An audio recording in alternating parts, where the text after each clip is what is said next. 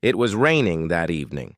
The streets of the city were wet, the sky dark, and people hurried under umbrellas. Inside a small roadside tea cafe, a woman in her late 20s wiped the tables quietly.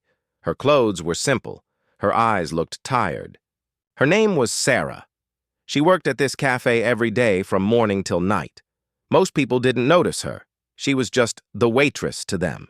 But that evening, someone noticed. The man in the black car, a black luxury car, stopped in front of the cafe. A man stepped out. He wore a neat suit, leather shoes, and a gold watch. His name was Zayan, son of a rich businessman famous in the business world. He had everything: money, name, power. But today, he didn't want to go to a five-star hotel. He was tired of fake people and noisy parties. He wanted quiet. So, he walked into the small tea cafe. Their first look, Sarah brought him a menu without saying a word. When Zayan looked up, he saw her face properly for the first time. She didn't wear makeup. Her hair was tied in a loose bun. Her hands were rough from work, but there was something in her eyes: pain, strength, silence. He couldn't stop looking. She walked away. Sarah noticed him staring. She quickly turned away and went behind the counter. Rich men don't come here for tea, she thought. What does he want? Zayan watched her clean cups and talk quietly to the kitchen staff. She didn't smile. She didn't act fake. She just worked, fast, focused, tired. When she brought his tea, he finally spoke. Your name? He asked, gently. She looked confused. Sarah, she said. That's a nice name, he replied. She nodded once, then walked away. He returned the next day. The next evening, Zayan came again. Same table, same tea, same woman. Sarah didn't say anything, but she noticed. Why was he back? This happened again the next day, and the day after that. For 1 week straight, Zayan came and ordered the same tea. He sat there for an hour, sometimes reading, sometimes just watching the rain. He never touched his phone. He always looked around, but mostly at her. Sarah's secret life. At night, when the cafe closed, Sarah walked home with heavy steps. She lived in a small one-room apartment at the back of an old building. Inside, a 6-year-old boy sat on the floor, drawing on a piece of paper. Mama! He shouted when she entered. Sarah hugged him tightly. His name was Ayan, her son. She was not just a waitress. She was a single mother, hiding 1,000 struggles behind her quiet eyes. Zayan's curiosity, Zayan asked the cafe owner one evening. How long has she worked here? The owner replied, 2 years, very quiet girl. Comes on time, works hard. Doesn't talk much, just doing her job. Any family? No idea. She never shares anything. Zayan nodded. He felt something strange in his heart. A pull, not pity, not attraction. Respect. She was carrying a world no one could see. Habi. He followed her one night. Zayan quietly followed her from a distance when she left the cafe. He saw her enter the old building. He waited outside. Through the small window, he saw her feeding her son. She looked happy, but tired. He turned and walked back to his car, silent. She's a mother, he whispered to himself, and she's doing it all alone. The sky was cloudy that morning. The wind was heavy, like it was carrying a secret. Sarah stood outside the cafe, arms folded. Zayan stood in front of her, waiting. She looked into his eyes, calm, clear, and patient. You really don't give up, do you? She asked. Zayan gave a soft smile. No, I don't, she sighed. Fine. You want to know about me? Come, but only once. A walk full of silence. Sarah didn't take him home. She took him to a quiet park nearby where a bench sat under a large tree. They both sat. For a few minutes, no one spoke. Then slowly, Sarah began. Her past revealed. I was married when I was just 19, she said. Zayan listened, not interrupting. My family said he was a good man. But after marriage, everything changed. She looked away. He shouted. He hit. He drank. I cried every night, but I stayed silent. For my son. Zayan's face turned serious. His heart grew heavier with every word. When Ayan was 2, my husband left us. Just like that. No money, no goodbye. I had to leave my in-laws' house. Where did you go? Zayan asked gently. My parents' home. But they said I brought shame. They kicked me out, too. She laughed bitterly.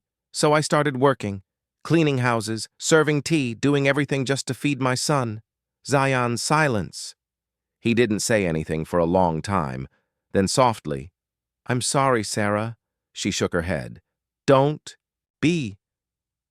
Life didn't kill me. It just made me colder. I don't see coldness in you, he said. I see fire, strength. Sarah looked at him with disbelief. Strength? I cry myself to sleep sometimes. But you wake up the next day, and you work, that's strength. She stood up. Sarah stood up from the bench. I told you the truth. Now please, forget me. I don't need your help. I've lived without anyone. Zayan stood too. I didn't come to help you out of pity, he said. I came because I see something powerful in you. I don't want love, Zayan. I don't trust it. Then I'll wait, he replied calmly. Sarah looked at him, angry, confused, and a little afraid. Why me? She asked. You're rich. You can have anyone. Because they all smile for the camera, he said. But you fight in the dark. She walked away. Sarah turned and walked fast. Zayan didn't follow this time. He stood there in the park, watching her leave. Back at home, Sarah unlocked the door to her small flat. Ayan ran to hug her. Mama, you're late, she kissed his forehead. I had to talk to someone. He showed her a drawing. This is our house, and this is me, and you. She looked at the picture, 2 stick figures holding hands. No. Man in the drawing. No father. She sat down on the floor and held him tight. I'm sorry you don't have more, she whispered, but Ayan just smiled. I have you, Mama. Zayan's problem. At his father's house, Zayan faced his own storm. His mother asked, Why do you keep visiting that tea place? His father shouted, You're throwing away your future for a poor girl. Zayan replied calmly, Her value is not written in her bank account. She's a single mother, his father roared. She's not your class. Zayan stood up. Then maybe I don't belong to your class anymore. And he left the house. Sarah's fears at night. Sarah couldn't sleep. She remembered the way Zayan looked at her, not with pity, but with belief. Still, fear filled her heart. What if he leaves too? What if he's just playing? What if I get hurt again? She wiped her tears and whispered to herself, No, Sarah. No. More dreams, no more hearts, but destiny had other plans. The next day, Sarah found a small note under her cafe cup. It said, You don't have to trust me now, but I'll still be here, even if all you need is a friend. There was no name, no phone number, just a single line at the bottom. Zayan. Sarah folded the note and put it in her pocket. She didn't smile, but she didn't throw it away either. Zayan stood at his window, watching the sun rise over the city. He hadn't slept all night. His parents had shouted again. His friends had laughed behind his back. Everyone told him the same thing. You're throwing your life away for a poor woman with a child. But deep in his heart, Zayan already knew the truth. He had made his decision. The goodbye. He packed his suitcase quietly, no sound, no drama. He took only the clothes he needed, his passport, and a few photos from childhood. As he walked toward the door, his mother stopped him. Zayan, where will you go? He looked at her with tired eyes. Somewhere real, he replied. Is it because of that waitress? He didn't answer. He simply opened the door and stepped into the unknown. A new life. Begins, Zayn rented a small room in an old building, not far from Sarah's neighborhood. The ceiling leaked when it rained. The fan made a loud noise. The bed was small, but he felt free for the first time. He bought simple clothes from the street market. He left his gold watch behind. He was no longer the rich businessman's son. He was just Zayn, a man trying to build something real. Sarah's shock. The next evening, Sarah stepped outside the cafe and saw him standing there again, but he looked different. No fancy clothes, no car, just a small bag and a soft smile. "What are you doing here?" she asked. "I moved here," he said. Her eyes widened. "Why?" "Because I want to be near you and Ayan. I don't want to live a fake life anymore." She stared at him in disbelief. "You're crazy," she whispered. "Maybe," he replied, "but this is the first time I feel like myself." Rumors spread within days. People in the area started talking. The rich guy? He left his house for. That waitress? He gave up everything for a single mother? What a fool! Sarah heard it all. She avoided eye contact with neighbors. Even the cafe owner asked her, "What's going on between you and that man?" Sarah didn't answer, but deep inside her heart was confused. Why would someone give up everything for her? Zayn and Ayan meet one day. Zayn saw Ayan sitting alone near a tree, trying to fix his broken toy. He walked over slowly. "Can I help?" Zayn asked. Ayan looked up and nodded. They sat together and fixed the toy car. Ayan smiled. "Your mama's friend?" Zayn nodded. "Yes, I want to be her friend. And yours too." Ayan didn't say anything, but he didn't move away either. Sarah watched from a distance, her heart full of emotions she didn't understand. Zayn gets a job. Zayn didn't want to sit idle. He found a job at a small local bookstore.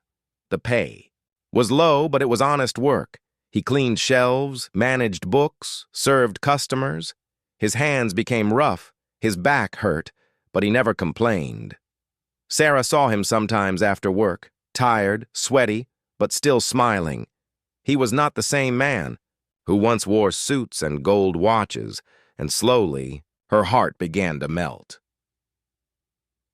Sarah's walls began to fall one evening. It started raining hard. The cafe closed early. Zayn waited with an umbrella outside, just like always. Sarah walked up to him and said, "Why do you keep doing this?" He looked at her gently. "Because I'm not here to change you. I'm here to walk beside you." Tears welled up in her eyes. "You're not afraid of this life?" He shook his head. "This life has truth. That world I left behind was full of lies." Sarah stood there silently. For the first time, she let him walk her home. The beginning of something new. That night, Sarah didn't cry alone. She sat beside Zayn in silence as Ayan slept nearby. They didn't talk much, but in that silence, something beautiful began to grow. It wasn't yet love, it wasn't yet trust, but it was hope. And for Sarah, that was the most dangerous feeling of all. The first few weeks passed like a quiet dream. Zayn would walk Ayan to school every morning. Sarah would work her shifts at the cafe. And in the evening, the three of them would share simple meals, laughter, and silence, like a small, hidden family the world had forgotten. But life wasn't easy. They were still poor, still struggling, yet somehow they were happy. The empty wallet. One night, Zayn opened his wallet. Only 2 notes remained. Sarah saw it and quietly turned off the gas stove. "No dinner?" Ayan asked. Sarah smiled. We'll eat together tomorrow. Tonight, let's tell stories. Zayan sat beside him and made up a silly tale about a prince who had no shoes but still danced in the rain. Ayan laughed and clapped, and in that laughter, hunger lost its power. They fought. Not every day was perfect. Sometimes Sarah shouted. Sometimes Zayan stayed silent. There were days when she felt scared that it was all too good, too peaceful, and it might disappear. One morning, she cried while washing dishes. "I don't want to depend on anyone again," she whispered. Zayan walked up behind her and gently held her hand. "You're not depending on me," he said. "We're depending on each other." Sarah didn't reply, but she didn't pull her hand away either. Rain, tea, and a small surprise one rainy evening, they all sat together on the floor. Zayan pulled out a surprise from his bag, a small packet of tea biscuits. Sarah smiled in shock. "Where did you get this?" "I saved a little from my bus money," he said. She laughed for the first time in days. Ayan hugged him tight. They ate the biscuits like they were the most expensive sweets in the world. That night, they danced in the rain. No music, just laughter. No roof, just stars. No fear, just love. The first time she said it, one night after Ayan had fallen asleep, Sarah and Zayan sat on the rooftop. The city lights twinkled far away. The wind was cold. Sarah looked at him, her eyes full of emotion. "You changed your whole life," she said. "For me." "I didn't lose anything," he replied. "I found myself." She looked down, and then, slowly, softly, she said it. "I'm scared to love you, Zayan." He held her hand gently. "Then love me slowly," he whispered, and she smiled. For the first time, not with fear, but with faith. 1 year later, 12 months passed. They still had no car, no big house, no servants, but they had built a life, full of little things. A curtain made from old bedsheets, a birthday cake made from bread and jam, a tiny photo frame with their first picture together. They still struggled, but they no longer struggled alone. Something changed in Sarah one day. Sarah looked in the mirror. She no longer saw a broken woman. She saw a fighter, a mother, a partner, a dreamer. She took out a small notebook and wrote down something new, a goal. "One day I will open my own cafe, a place where no woman will feel small." She didn't tell Zayan, but that dream burned in her eyes now, brighter than ever. Zayan noticed. "You're thinking a lot these days," he said one night. Sarah smiled. "Thinking is free. That's the only thing we can afford." He laughed. "Well, when you're rich one day, just don't forget me." She leaned her head on his shoulder. "I'll make you serve tea in my cafe," she whispered. They both laughed, but deep in her heart, she wasn't joking. She was planning. It was a hot afternoon. Sarah stood at her kitchen counter, counting coins. 1, 2, 3, only 450 rupees in total. She looked at her small notebook where she had drawn a simple dream. My own tea stall, clean, safe, friendly. Her hands shook a little, but her heart? Her heart was finally ready, a brave beginning. That evening she said to Zayan, "I want to open a tea stall, not big, just on the street corner." Zayan looked surprised, then proud. "I'll support you," he said. "Every step," Sarah nodded. "But this time, I'll earn it. I want to build it with my own hands," he smiled. "Then I'll build the table." The first day, 2 weeks later, with an old wooden cart, some plastic cups, and one stove, Sarah opened her first tea stall. She named it Chai Ma, Mother's Tea. People laughed at first. She's a woman. She's a single mom. Who will buy her tea? But Zayan stood nearby every day, and Ayan handed out cups with a smile. And slowly, one customer came, then another, and another, A special kind of tea. Sarah's tea wasn't just good, it was different. She added cardamom, a little honey, and a lot of heart. Every cup had a small note stuck to it. You are strong. You matter. Your pain will pass. People started talking about her, not just about the tea, but about the woman behind it. Challenges didn't stop. Some men tried to scare her. Go home, woman. This street is not for you. We don't buy tea from beggars. Sarah didn't reply. She only stood taller, her eyes calm, her hands steady. Zion stayed close, but she told him, "Let me fight my own battles." And fight she did, with silence, strength, and steaming cups of courage. A shocking visitor. One morning, a woman came in a clean white dress. She had a camera around her neck. "I'm from a local blog," she said. "People keep talking about you. Can I write your story?" Sarah looked nervous. "Why?" "I'm just selling tea." The woman smiled. "Exactly. But you're doing it in a way that makes others feel strong." Sarah nodded slowly. "Okay, but don't make me look like a hero." The woman laughed. "Too late. You already are." The article goes viral. A week later, the article was online. From single mother to street queen, the woman behind Chai Ma. Photos of Sarah with her stall, with Ayan handing cups and Zion smiling proudly, all over the internet. People shared it. People cried. People came, from 3 customers a day. She now had 50, and it was just the beginning. Sarah's dream gets bigger. She bought a second stove, then a bigger pot, then hired a young widow to help her. "I want to give jobs to women who were left behind, just like me," she said. Every month, a little more savings went into a secret envelope. At night, she'd open it and whisper, "One day, I'll open a cafe. Not just a stall, a real place." Zion saw her glow. Not from money, but from meaning. Zion's silent pride. He watched her from a distance now, letting her lead, grow, shine.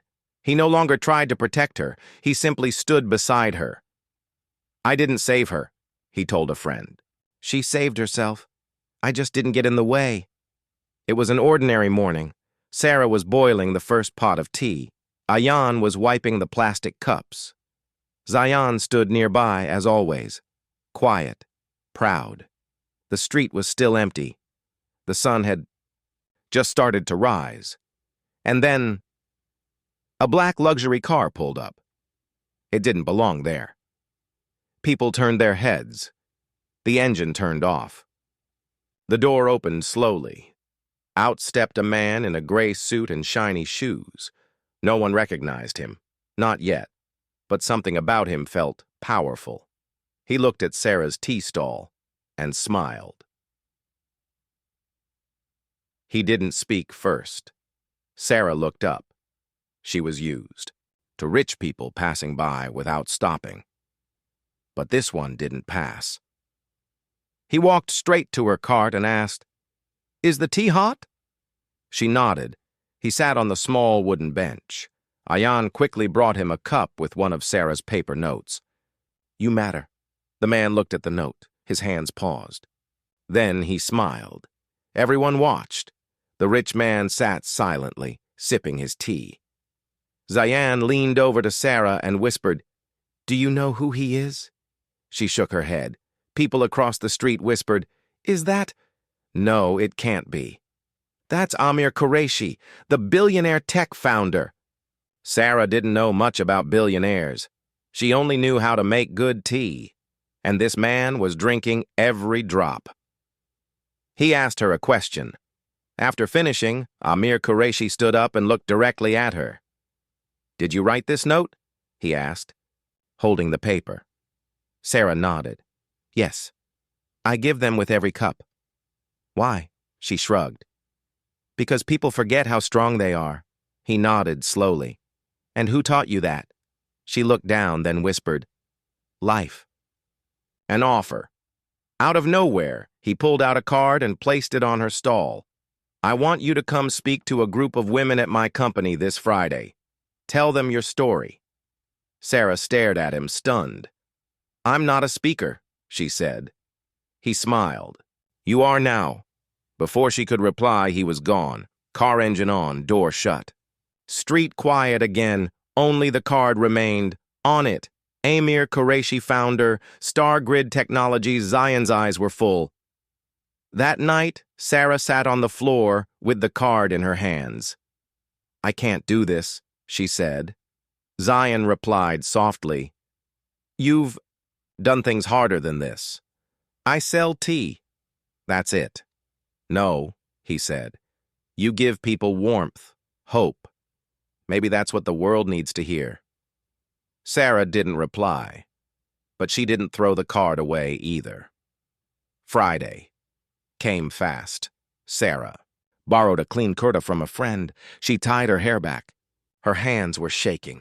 Zion and Ayan walked her to the gate of the big glass building. You sure you don't want me to come? Zion asked. She smiled. No, I need to do this on my own. He nodded. Then go make them believe. She took a deep breath inside. The hall women were seated, some in business suits, some in jeans, all with curious eyes. Sarah stepped on stage. The mic felt cold. Her voice felt stuck. But then, she saw Ayan's drawing in her bag, a picture of her serving tea with a crown on her head. She smiled, and she spoke. I was just a mother trying to survive. I didn't have money or a degree, but I had two things, pain and purpose. The room went silent, and then applause. A new beginning. After the event, women lined up to hug her. Some cried. Some asked if they could join her mission. By nightfall, her stall had double the customers. People came just to meet the tea lady who inspired the city. Zion hugged her that night and said, You're no longer just selling tea, Sarah. You're pouring fire into hearts. And she smiled, not with pride, but with peace. Sarah was sweeping the front of her tea stall when her phone buzzed. It was a number she didn't know. Hello? She said softly. A cheerful voice replied, Miss Sarah, we're calling from Umeed TV. We want you as a guest on our live show this Saturday. You've inspired millions. Will you join us? Sarah froze. Millions. She looked around at her little stall, her plastic cups, and her stove. I'm not used to cameras, she said. The woman on the phone replied kindly, You don't need to be. Just be yourself. That's who the world wants to see. A hard decision that evening, Sarah told Zion. He smiled proudly. I'll iron your dress. But Sarah's face wasn't happy. I'm scared, she said. If I go on TV, someone might recognize me, someone from my past. Zion looked at her carefully. If they do, so what? That past doesn't belong to you anymore. You've changed. Sarah looked down. But what if they haven't?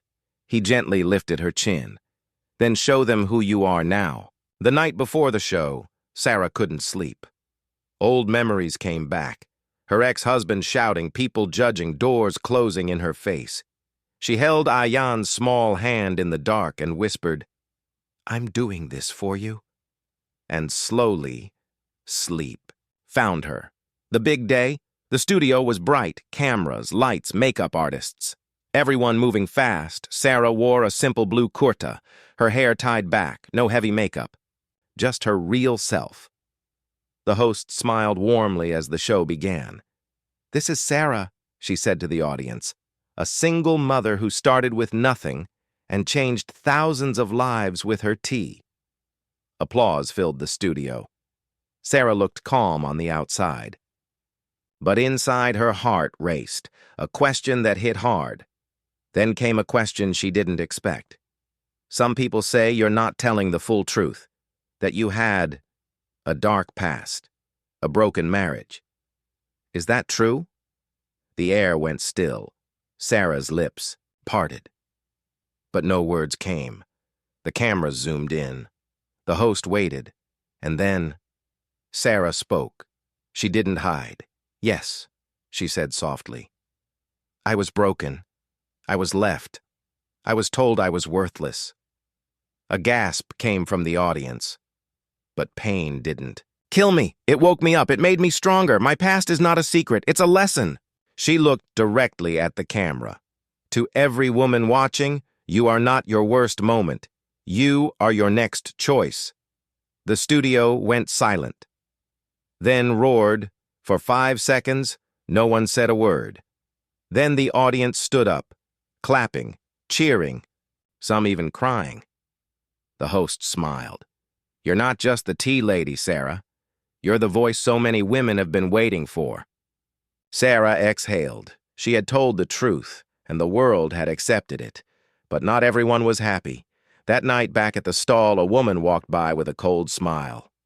"So you're famous now, huh?" she said. Sarah looked up. It was her ex-husband's. "Sister, I saw you on TV," she said. "You forgot to mention how weak you were, how poor, how we fed you for months." Sarah stayed calm. "I remember everything," she replied. "That's why I'll never treat another woman like I was treated." The woman scoffed and walked away. Zayan came close. "You okay?" Sarah smiled softly. "Yes." For the first time, I didn't hide. The city woke up to her power. The next morning, Sarah's photo was on every newspaper and news channel. From pain to power, the tea lady who spoke for millions. Cafes started offering free tea to single moms in her name. Young women visited her stall just to say, "Thank you." And behind it all, Sarah stayed the same. Simple clothes, same smile, same stall. But now she wasn't just serving tea, she was serving hope. The letter arrived in a gold envelope. Thick paper, shiny logo. Sarah stared at it for 5 full minutes before opening it. Inside was a single line. "Congratulations, you've been selected for Forbes Women of the Year." Her hands began to shake. Ayan looked up from his drawing and asked, "Mama, what is Forbes?" She smiled gently. "It's something very big, but not bigger than you." The world had watched her rise. From a roadside tea stall to standing on television, Sarah had touched hearts across the country. But Forbes? That was different. It was global. It was official. It meant the world now saw her, not as a poor mother, not as a survivor, but as a leader. She felt both joy and fear. She showed the letter to Zayan. He beamed with pride. "This is your moment, Sarah." But she was quiet, still. He asked gently, "What are you thinking?" She whispered, "I'm thinking. I didn't get here alone." She made one condition. The Forbes team called to arrange her flight to Dubai. First-class seat. 5-star hotel. Glamour. But Sarah gave them one reply. "I will only come if you let me bring the women who stood with me." The line went silent. "Excuse me?" the assistant asked. "I want to bring the widows, the single moms, the helpers from my stall, the women who never get invited anywhere." There was a pause, then, "We'll call you back." The phone rang again. 3 hours later, the same woman called back, her voice soft with emotion. "Sarah, not only can they come, we want them to sit in the front row." Tears welled in Sarah's eyes. She turned to her small team, 4 women, who once had nothing just like her, and said, "Pack your bags. We're going to Forbes." The flight. They'll never forget, none of them had ever been on a plane. They held hands during takeoff, they cried during landing, and when they entered the hotel, the guards opened the doors wide. Not for royalty, not for stars, but for women. The world had once ignored. The speech that made history on stage under bright lights, Sarah stood in a simple white kurta. No makeup, no designer shoes, just her truth. She began, I was once told I had nothing, but I had 2 hands and 1 child who believed in me. I built a stall, then a story, and now a future. She pointed to the front row. These women here, they're the real heroes. We rise together. Always. The entire room stood up. Applause, tears, respect. Back home, a surprise. Waited when Sarah returned to her tea stall. It wasn't just customers waiting. There was a new sign across the road. Chai Ma Foundation, job training for women. Zion stepped forward. It's your dream, built for thousands. She covered her mouth in shock. I just wanted to feed my child, she whispered. Zion smiled.